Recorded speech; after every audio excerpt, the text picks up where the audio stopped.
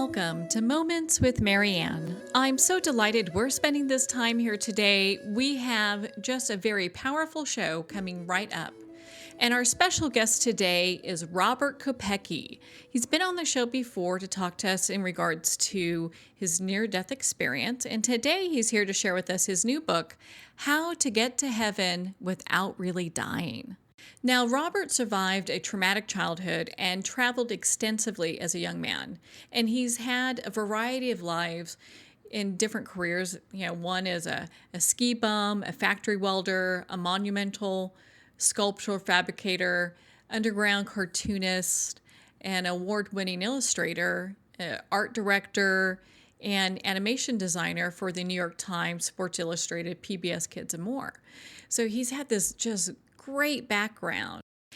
His journeys in life have been punctuated by 3 dramatic near-death experiences. And so today, Robert's here to share with us his new book, How to Get to Heaven Without Really Dying. So let's welcome to the show, Robert. Thank you, Marianne. It's really great to be here. I'm looking forward to more moments with you. And by the way, it's How to Get to Heaven Without Really Dying. Yes, it is. And what a big thing that is. I think for a lot of people are like, well, wait a minute. How to get to heaven without really dying? How's that even a thing? Well, I'm a multiple near-death experience survivor, which is, nothing to brag about, really. In fact, it's best to avoid it if you possibly can. But I have had these extra-dimensional sort of afterlife experiences, and so people ask me, how do you get to heaven, or what does heaven look like, or what's it like there?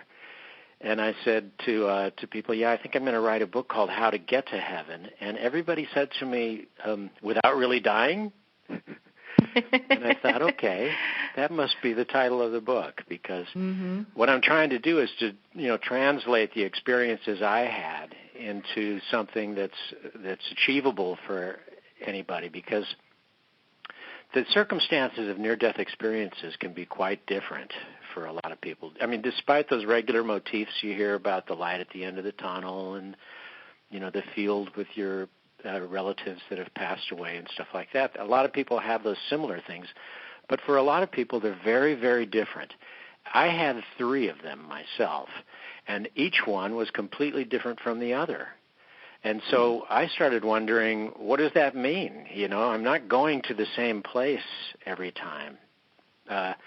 So what there was in common, and what there is in common with all near-death experience people that I've met a lot of them now and know a lot of stories and stuff, is this feeling that we get in the afterlife, this being surrounded by love and being completely connected, being part of a greater mind or of a larger intuitive intelligence, being folded in to what I call in the book, I call it divine consciousness. And so that experience is something that I have had, mostly through meditation, but at times in my, normal life,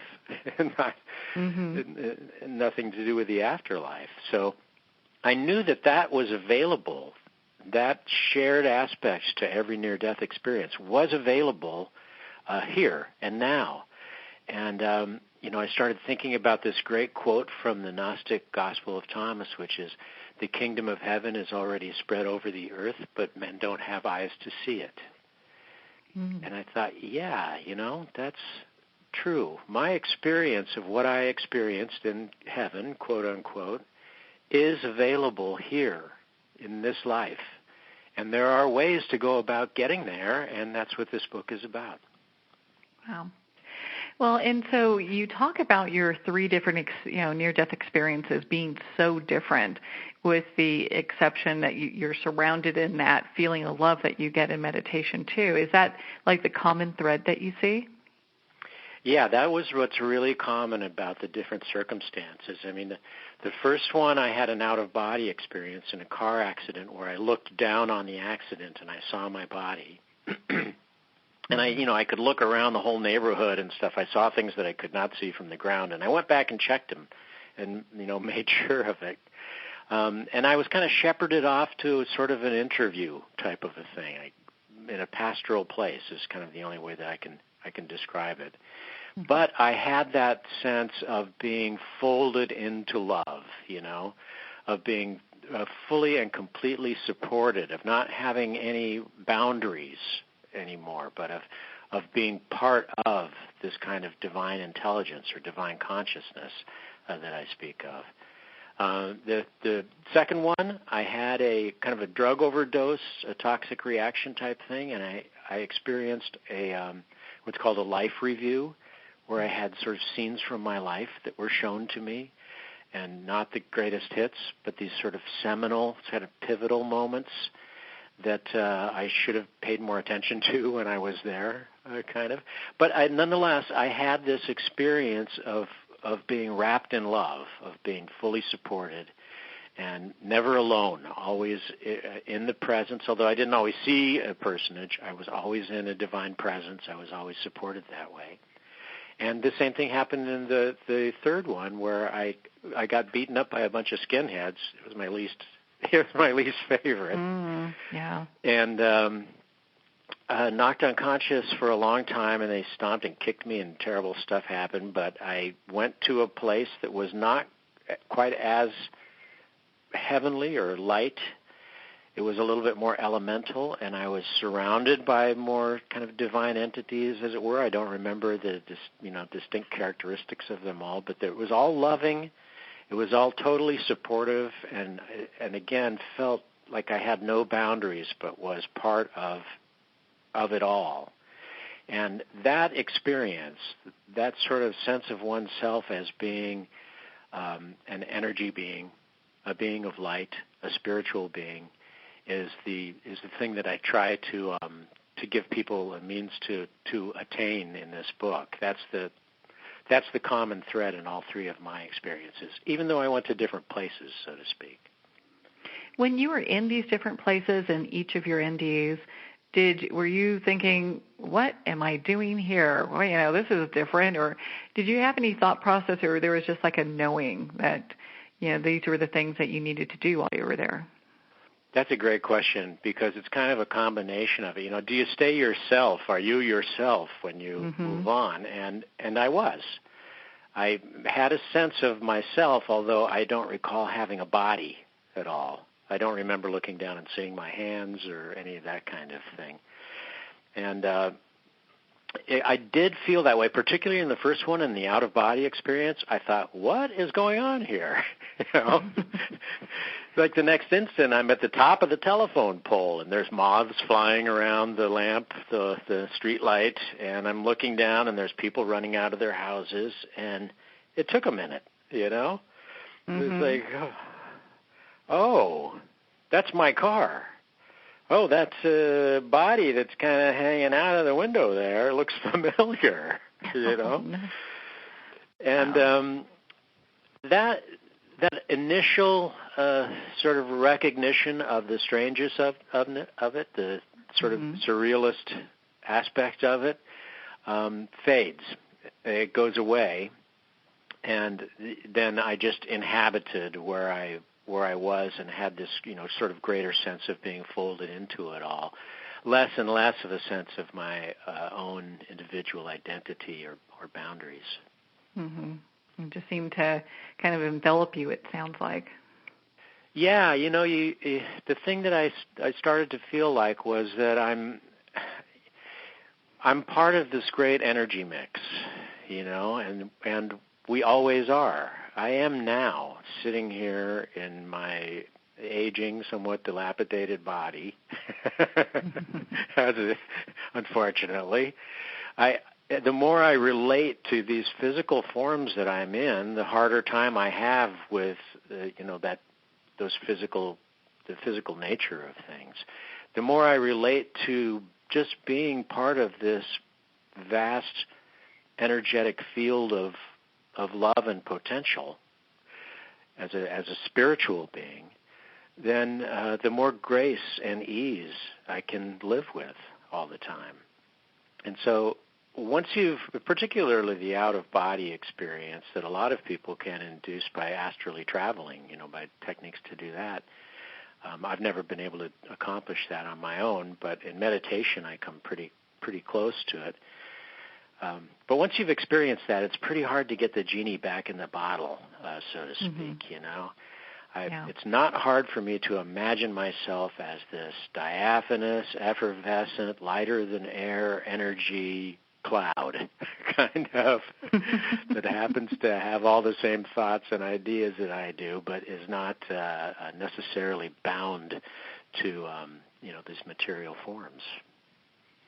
Well, but then I am. I mean, you got to do what you got to do in the world, in the real world, right? Yeah. Well, I mean, we came here to do specific things and learn specific things. So, we do have to have that earthly experience.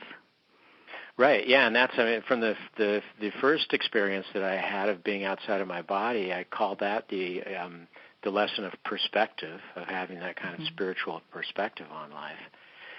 The second experience I had of my life review, where I saw these moments that I had not paid the proper attention to before, I learned the lesson, I call it in the book, of presence.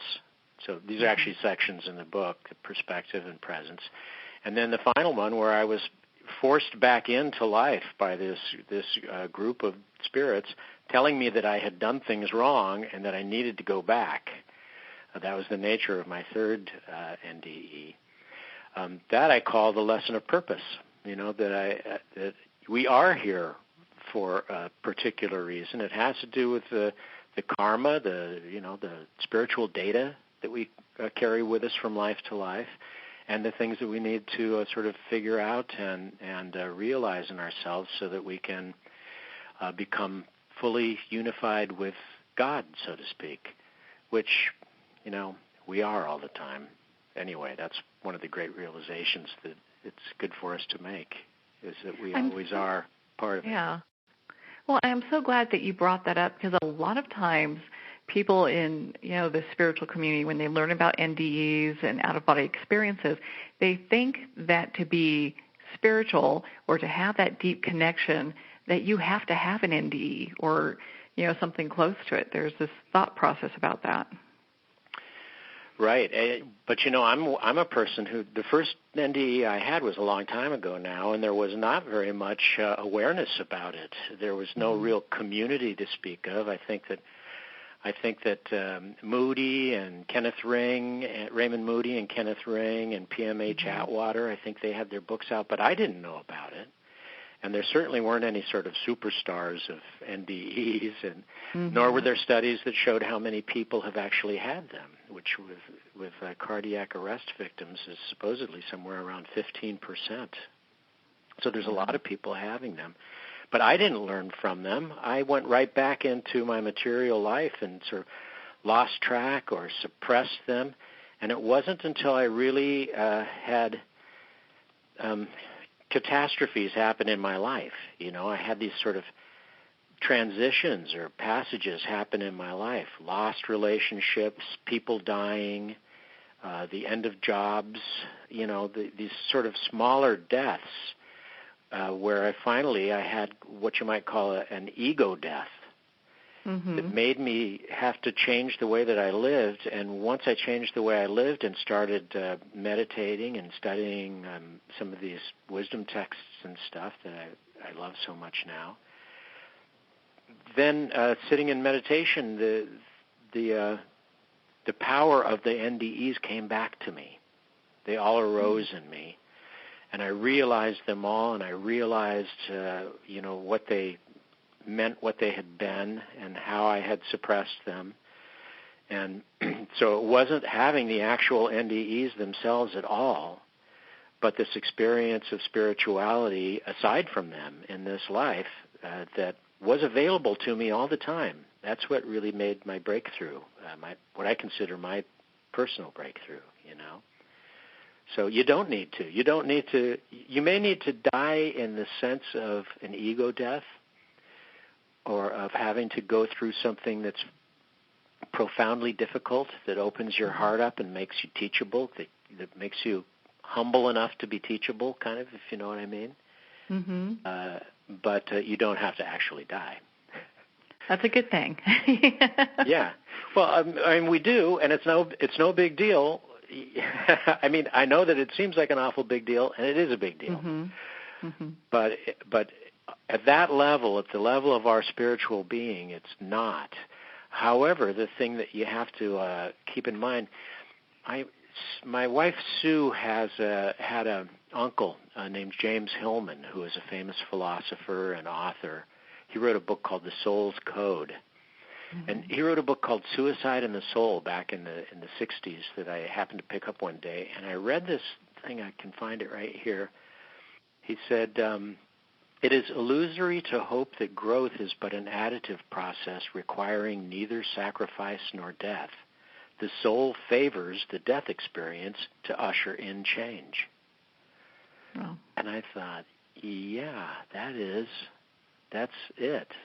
Whether it's, the death of the person I thought I was, the end of a marriage or the end of a relationship with somebody who passes on or something, or it's our actual death where we move from one life to another, our souls apparently require that experience for our growth. So we need to embrace it as best as we can, Mm-hmm. Well, in your book, you have this whole chapter on kindness. So how does that play a part with all of this? Yeah, well, the thing about heaven, here's another thing that's consistent, is what everybody imagines it to be. When everybody thinks about what heaven is going to be, everybody imagines it as being a pretty nice place, right? Mm-hmm. Like they have good cappuccino, and it's kind of like Tahiti or something. It's Mm-hmm. always kind of warm and pleasant, and everybody is really kind. Everybody is really helpful, right? Everybody has a very generous spirit going, and so part of gaining the perspective on this world that can help you to experience it as heaven, it has to do with these principles, like kindness, for example, that I call rungs on the ladder to heaven. And in the book there, they are kindness, honesty, humility, forgiveness, compassion, and service. And if you can plug into each of those things, for example, into kindness, and just be as kind to everybody that you encounter, as much as you possibly can be, in as sincere a way as you possibly can be, and try it as a challenge. Try it as an experiment for a day or two, mm-hmm. and you'll discover how incredibly powerful it is, and how almost immediately your life will start to resemble more what your ideas of heaven are. When you put that energy out into the world and experience it coming back to you, it is awesome. Suddenly you're surrounded by all these allies and friends you didn't even know were there. You walk in with an open heart and a smile on your face, and you look over and there's somebody you've never seen before, and they're looking at you kind of like, hello, yeah, I know you. I'm glad you're here. Yeah, there's that familiarity. Yeah, and it changes your experience of the world, and that's what heaven feels like, right? That's a little piece of it right there. And so with kindness, can you hear me? Yep. Yeah, okay. With kindness, that's one of the rungs. That's what I call one of the rungs on the ladder to heaven. And then I deal with each of those with honesty and humility and forgiveness and compassion and service. Each of them get their own chapter,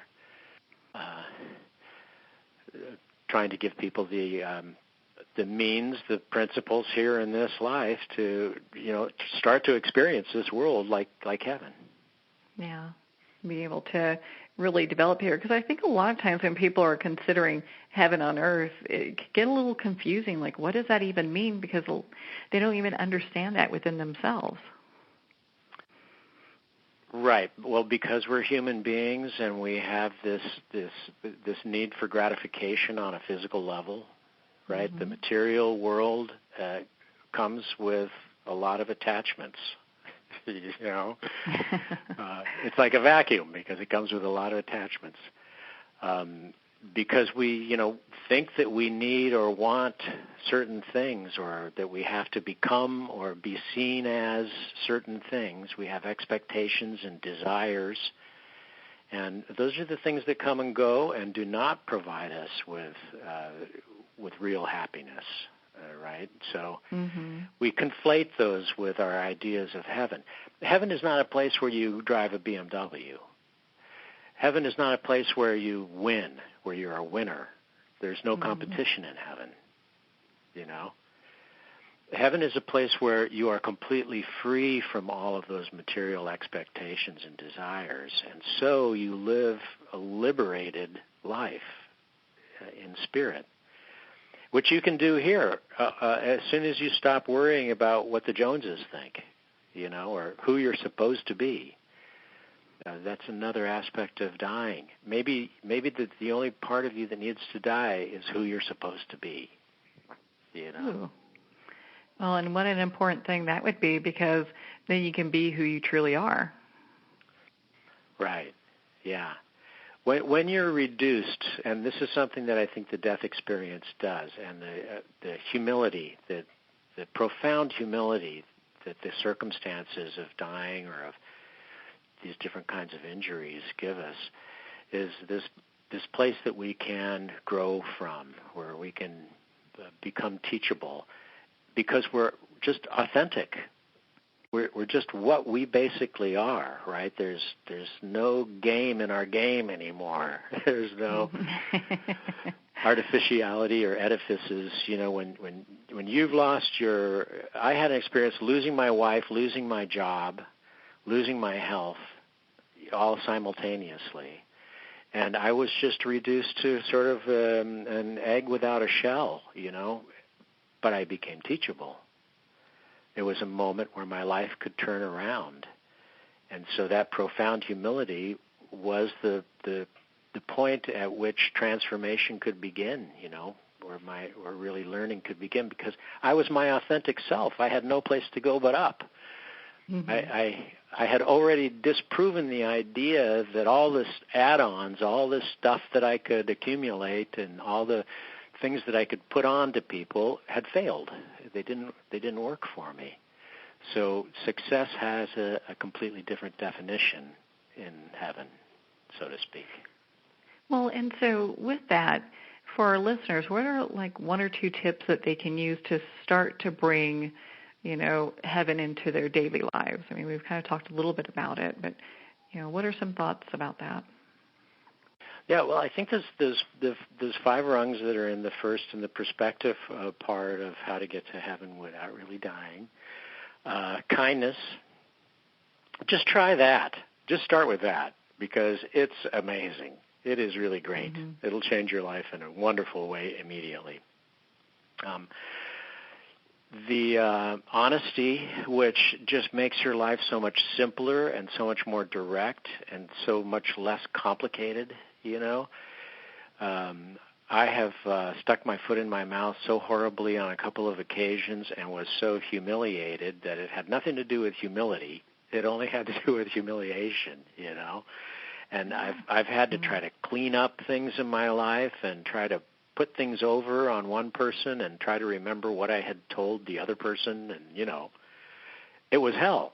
That's a form of hell. So honesty, maintaining honesty, is a big part of it. That kind of humility that I'm talking about, that the sort of symbolic or real deaths that we experience give us. When you think about the most important people in your life, lots of times they're not, the most famous or infamous people. They're these kind of simple, intelligent, loving people that mean a lot in our lives, that don't stand out a great deal in a crowd, but seem to really know how to do it. They seem to really be connected. So humility in that sense. And then forgiveness, having forgiveness in your heart. In my first book, How to Survive Life and Death, I had radical kindness, radical forgiveness, and radical surrender. and as my 3 tips for happiness.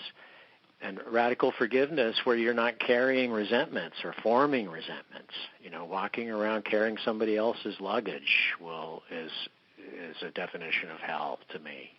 Oh yeah. So being able just to turn that stuff over, just to recognize that everybody is fighting the same battle here, and so you can't hold anything against anybody. And recognizing that the awful things that happen to you happen to everybody, and if you allow them to define your life, then you'll carry them around forever. So letting go of them will free you up. Compassion, then, is the 5th rung that I have, where where you really recognize us as all being the same thing. You recognize the same impulses and needs and inspirations in everybody, and so you can really follow the golden rule, so to speak. I think the Dalai Lama says that if you want to be happy, show compassion. If you want other people to be happy, show compassion. That's an easy answer. Yes, it's kind of the answer to everything. I think, in fact, he said that if there's one word to sum it all up, compassion is it. And for animals, and for the world, for the planet, for the shape that our environment is in, all of that has to do with a compassionate consciousness that we can project into the world. And then service is the final one. So if you make yourself of service to other people, what can I do for you? How can I help somebody? And the great wisdom texts teach us that you do it without expecting anything in return, and it works even better that way. I remember years ago I went to a retreat, and I had just become a spiritual person, so to speak, and there were nuns working at this place. They were making the beds and cooking the food and stuff, and we had spiritual speakers in the mix. And I saw these nuns, and I thought, these poor ladies have retreated away from real life. They're all hiding out here in this beautiful natural place, and I feel sorry for them. Some years later, after I had a spiritual practice in place and I'd done lots of meditation and service on my own, I went back to that place. And I saw these same women working there, and I realized it was heaven. They had a fantastic and have a fantastically beautiful life, just devoting themselves to taking care of pilgrims that are trying to get a clue, like I was. And so service, making yourself of service, whether it's just holding the door open or going out of your way for somebody, what can I do for other people? That's a very big part of it. And so those 6 rungs, I think, there are things that we can practice in everyday life that will really give us a view of this world as heaven just through our actions, the actions we take. Well, those are such great tips, because a lot of times people get stuck going like, how can I develop this? And it must be really hard to do, to have like a heavenly experience while you're here on Earth. Yeah, well, it doesn't happen by sitting around thinking about it, unfortunately. Unfortunately. That's true. You have to get up and do something. You have to take action. And so in that first section of the book, I describe those actions and how you can kind of put them into your life, because you'll notice that when you're out and about and you're doing something and you're participating and you're contributing, how much nicer life seems than when you're just sitting there watching CNN. Or any of those shows. Right. I'm not picking. Yeah. We're not necessarily picking on CNN, but it's just an example. But, so that kind of takes me to my next question, because, how important is meditation, and how well do we need to meditate? Is it something that we really have to dedicate time to? Does it take a long time to do that as well? Yeah, meditation is incredibly effective. It works when your mind isn't working. Meditation works when your mind isn't working.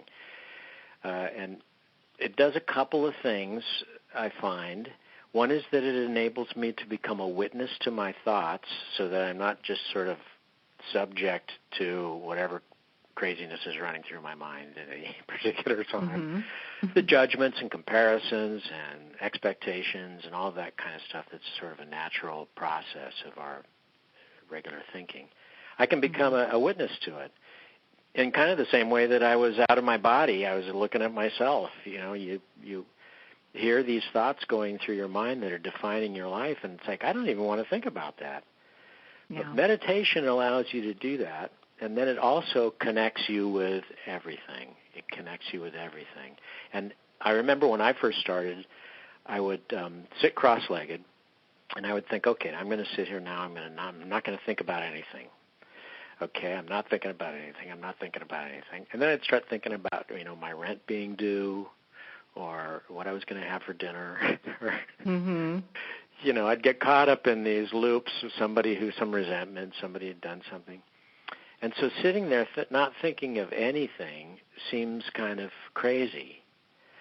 But we need to take the time to sit and experience actual stillness and to be able to sort of become analytical about what those thoughts are and be able to make space in our mind, right, and kind of find the room in between those thoughts by just sitting quietly. So even if you just spend 5 or 10 minutes at the beginning of a day, it is a practice. Meditation is a practice. And it will work, even if you just spend 5 or 10 minutes during the morning.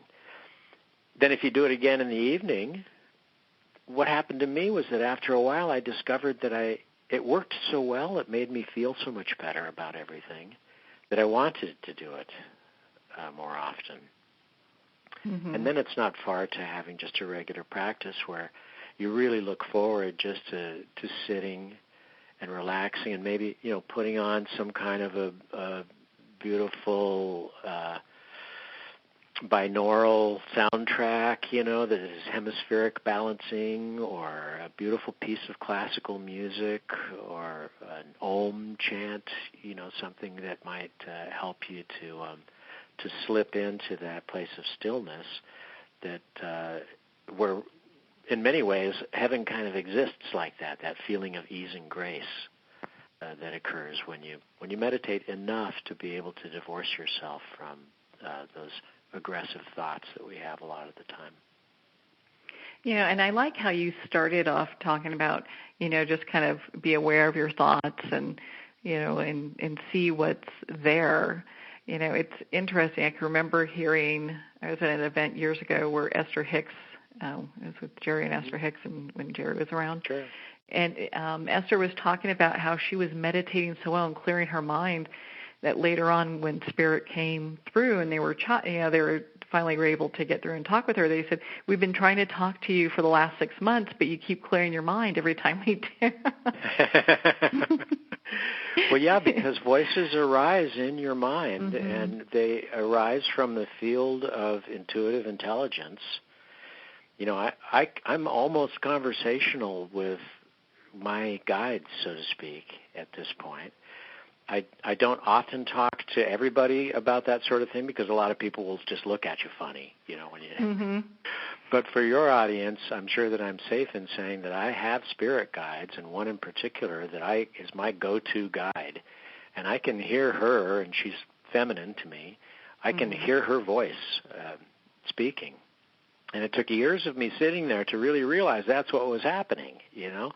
But a big part of it came from, a big part of that capability came from recognizing what my crazy voice was in my head and divorcing myself from it. You know, I hear what you're going on about there, Bob. I used to call him Bad Bob, in fact. You know, I hear you, Bad Bob. I know what you're griping about over there, and I'm not going to have anything to do with it right now. I'm going to move over here in my mind to this place that's clear and serene. And I don't know what my personality is when I'm sitting over here, but it's better than that. And so one becomes capable of inhabiting that space where these voices then start to come through to you. And in my case, I only speak for myself. I'll say, "Are you there?" And I will hear a very authentic, "Yes, I am." Or I'll hear my own voice going, "Well, I should be. I should be here. You should be getting something good. Here, I come up with it." No, that's not it. That's not you. And so I call that analytical meditation, where you look at your thoughts. You actually are aware of your thoughts, and you move to the space sort of in between them if you can, if at all possible. There's also physical meditation where you count your breaths in and out, which is, a great means of stilling your mind too. Or you become aware of your heart beating or the blood flowing through, or you look at what's inside of your eyelids when your eyes are closed. It's not completely dark. There's stuff going on there. And so you use your body, your physical form, as a means to enter into that state too. And then there's also what the Hindus call bhakti yoga, which is devotional. And that you could consider that like a Catholicism or Judaism. Anytime that you see somebody chanting or having a mantra, anytime that Jesus or Buddha or Allah serves as the central personage in your devotion, in your meditative prayer session, then that is devotional meditation. And having that one, that focus of your heart's devotion is a good way to still your mind too. So there's a few different ways you can go about it, Yeah, and you've listed so many great ways. Do you find that usually someone will kind of gravitate to one of the ways of meditating, and and they feel that just works for them better? Yes, I do. I think a lot of people, a great inroad is the physical meditation where you count your breaths. And then you can expand on that into what the Tibetans call Tonglen, where you breathe in pain and you breathe out comfort, that kind of thing. You have on each breath you have an aspect that you're addressing and releasing, kind of. I think that the physical means is the way that generally most people enter into it.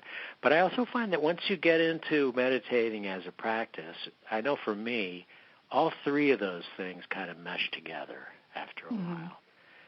I am aware of my physicality in meditation. I'm aware of what my thoughts are playing in my head. And I'm aware that I am part of this greater unified divine consciousness that serves as a focus for me. That the more that I relate strictly to my physical form, the harder my life will be. And the more I realize that I am already unified with God all the time, that the solution is always there already, then the easier and more grace-filled my life can be, more heaven-like. You got to love that. And all this is kind of bringing me to my next question for you. It's kind of a loaded one, So hold on, okay? Okay. You, in your book, you talk about, and you said you think that women are somewhat, like spiritually superior to men. And so I'd love for you to share a little bit more about that. Sure. Yeah, that is kind of a tough one, and I have got a lot of interest in that in different ways. Yeah. I'm a guy. I'm a man. And it's a difficult club to be a member of, frankly. I just find it challenging at best. A lot of the essential, basic, elemental attitudes of maleness, particularly as they relate culturally to us. Our culture has its own form of macho, and other cultures have their form of macho. These are levels of unconsciousness that men are often having to deal with, that have to do with their strength, their fitness, their ability to provide, their ability to defend or to challenge and defeat. These are attitudes that I think are generally kind of obstacles to experiencing heaven. I mean, I don't think that there's any of that to speak of in heaven, really.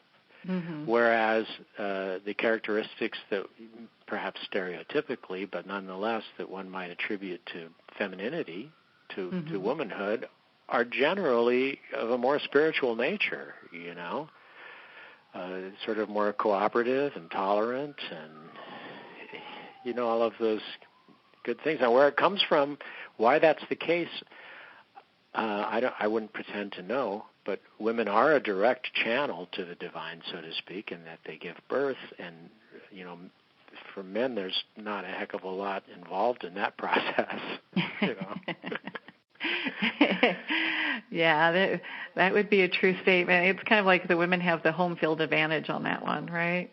Yeah, and you've probably heard that people talking about how if men had babies, there would be statues of pregnant men all over the place. Heroic statues of guys who had twins and stuff like that. Yeah, for sure. So I don't mean to deride either gender with stereotypes in any way. And in fact, in the book, in the middle part of the book, in the presence part, I go back into the Bhagavad Gita, the Dhammapada, the Gnostic Gospel, and the poetry of Rumi, which Coleman Barks actually gave me translations to use, which is really nice of him and really wonderful addition. But in Gnosticism, in Gnostic Christianity, it really is about bringing together your polarities, your lightness and your dark, and your contentment and your desire, and sort of, fire and water, and male and female, and to be able to merge these aspects of oneself into kind of an androgynous spiritual being or presence to reunite with heaven. I mean, that's kind of the premise of Gnosticism, is that we're sparks of heaven that have broken away and forgotten that we belong there in this life, and so we're trying to reunify with that. And that comes to pass in Gnosticism by uniting these polarities. Every man has, every yin has yang in it. Every yang has yin in it, And so finding that balance and that merging is a part of getting to that place that we're talking about. Yeah. I mean, and, even Ram Dass talks about how we're just all walking each other home.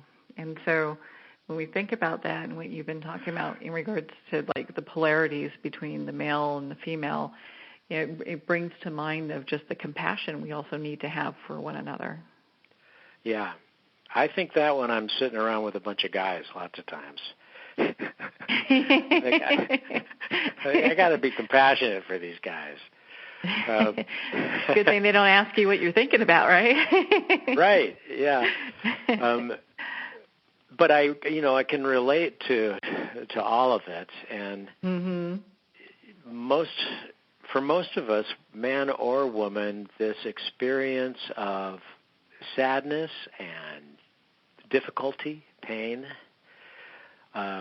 those are usually the things that cause the alchemy, that cause the transformative possibilities for us. I know, like I said in the book, there's a section about Rumi, who's this wonderful poet, this Sufi poet, and Rumi met his doppelganger, so to speak, a fellow who completed him in the Almighty, so as it were. And when this guy disappeared from his life, he started walking in this circle, reciting this poetry of loss.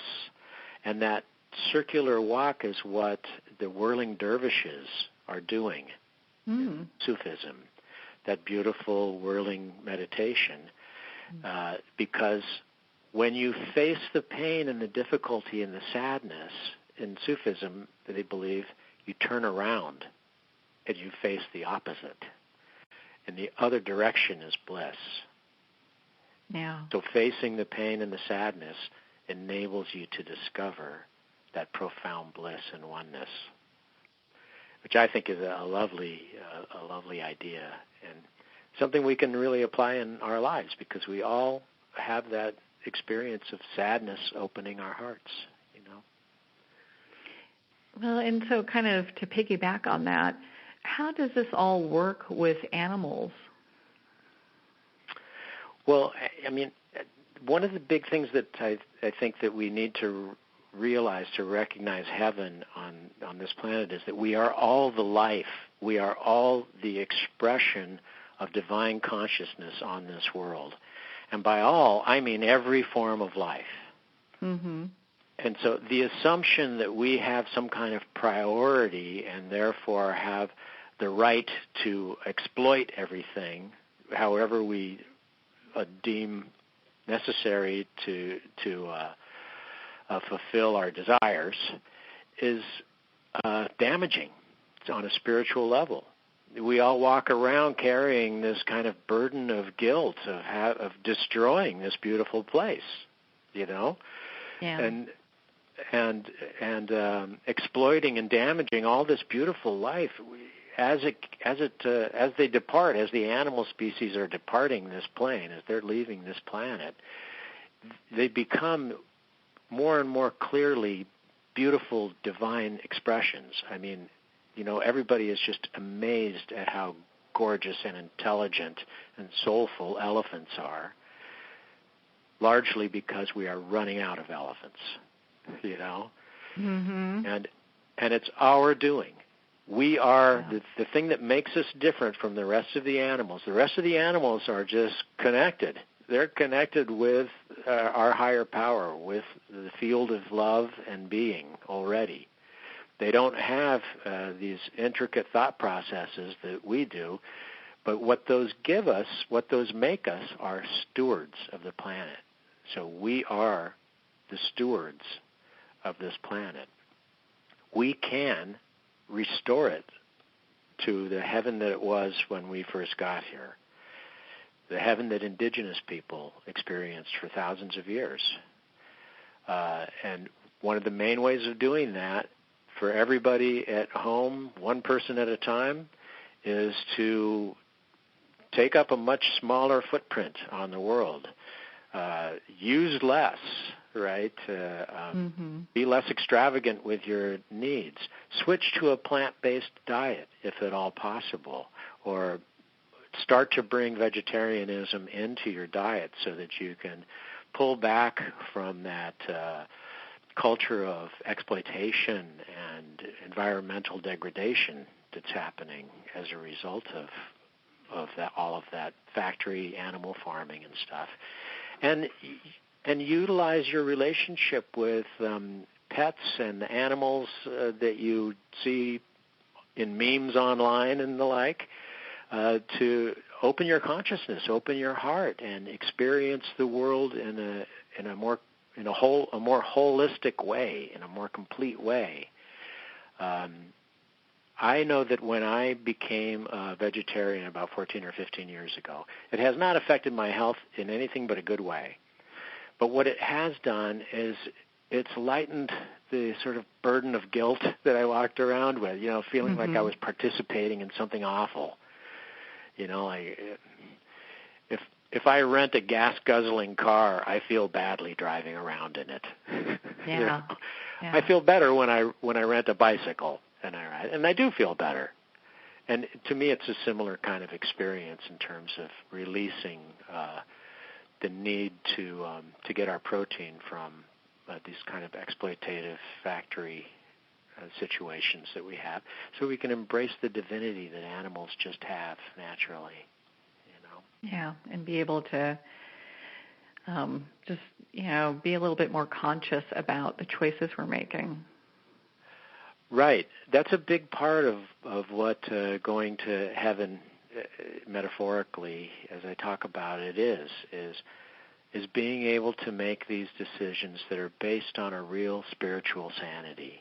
You know, you look at a condition and maybe there's something that you can do about it that can help restore it to this place of sort of intuitively intelligent design. You gotta love that. Well, gosh, I think we're kind of at the end of our time here, Robert. It goes by so quickly, I swear. Where can our listeners connect with you and be part of your community and learn more about your book, How to Get to Heaven Without Really Dying?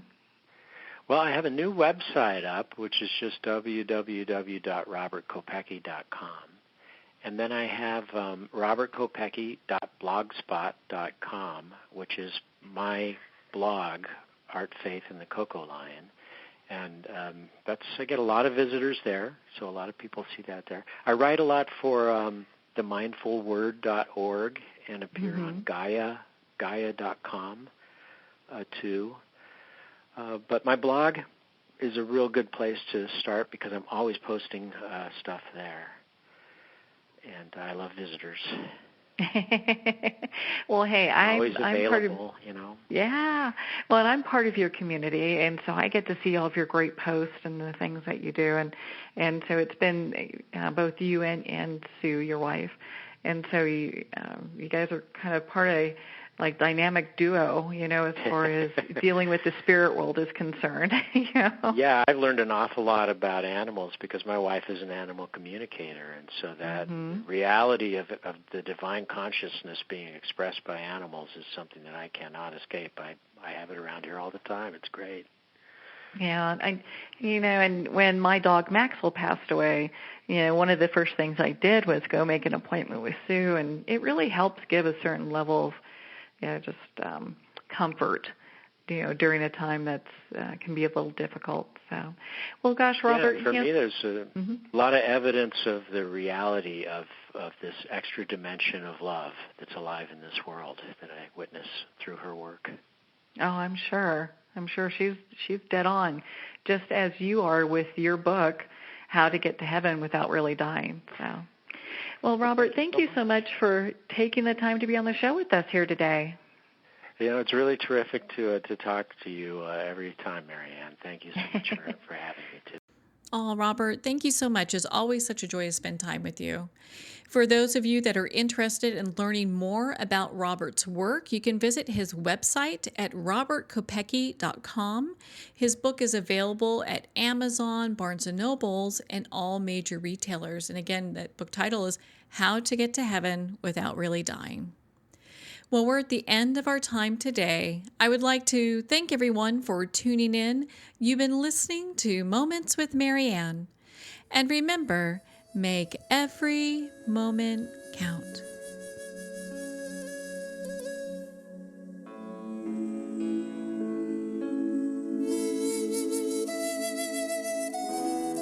In a single moment, your life can change. Moments with Marianne is a transformative hour that covers an endless array of topics with the best of the best. Her guests are leaders in their fields, ranging from inspirational authors, top industry leaders, and business and spiritual entrepreneurs. Each guest is gifted and a true visionary, a recognized leader in her own work, and while teaching others to develop, refocus, and grow, Marianne will bring the best guest and sometimes a special surprise. Don't miss this. You never know just which moment will change your life forever. Moments with Marianne airs every Thursday, Friday, and Sunday at 8 p.m. Eastern, 6 p.m. Mountain Time. Make sure to tune in and visit momentswithmarianne.com for more information.